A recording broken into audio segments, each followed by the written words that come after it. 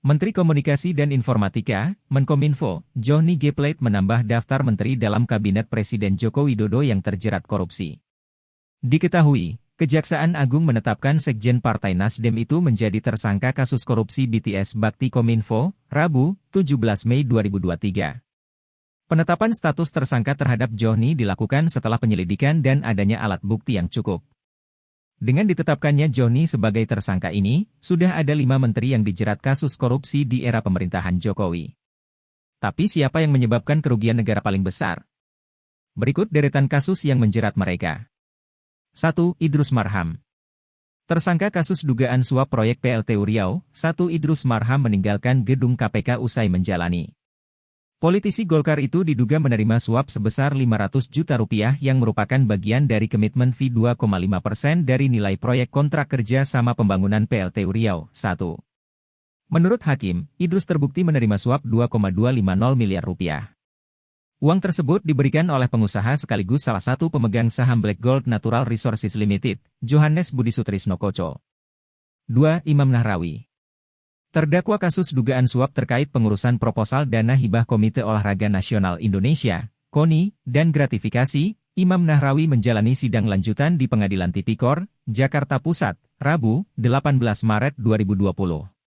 Wakil Ketua KPK saat itu, Alexander Marwata menyebut Imam diduga telah menerima suap sebanyak 14 miliar 700 juta rupiah melalui Miftahul selama rentang waktu 2014 hingga 2018. Selain itu, dalam rentang waktu 2016 hingga 2018, Imam juga diduga meminta uang senilai 11 miliar 800 juta rupiah. 3. Edi Prabowo. Mantan Menteri Kelautan dan Perikanan Edi Prabowo usai menjalani sidang putusan secara daring dari Gedung Merah Putih KPK, Jakarta Selatan, Kamis, 15 Juli 2021. Majelis Hakim memvonis Edi 5 tahun penjara. Dirinya ditetapkan tersangka atas dugaan suap terkait perizinan tambak, usaha dan/atau pengelolaan perikanan atau komoditas perairan sejenis lainnya tahun 2020. Pengadilan menyatakan Edi telah menerima suap 77.000 US$ atau sekitar 1,12 miliar rupiah. Bekas politisi Partai Gerindra ini dinyatakan menerima suap dalam bentuk rupiah senilai 24,62 miliar rupiah. 4. Juliari P. Batubara.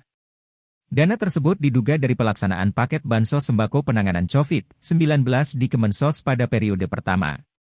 Atas dasar hal tersebut, Mensos pun akhirnya telah ditetapkan sebagai tersangka.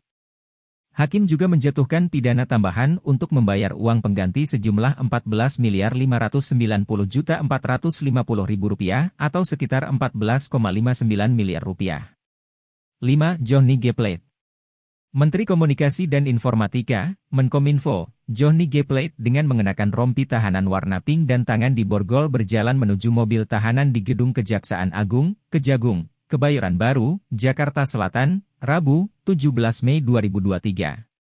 Kejaksaan Agung menetapkan Menkominfo, Johnny G. Plate sebagai tersangka dalam kasus dugaan korupsi proyek penyediaan infrastruktur BTS 4G infrastruktur pendukung paket 1, 2, 3, 4, 5 Bakti Kominfo tahun 2020 hingga 2022 yang merugikan negara hingga mencapai 8 triliun rupiah. Terima kasih sudah nonton, jangan lupa like, subscribe, dan share ya!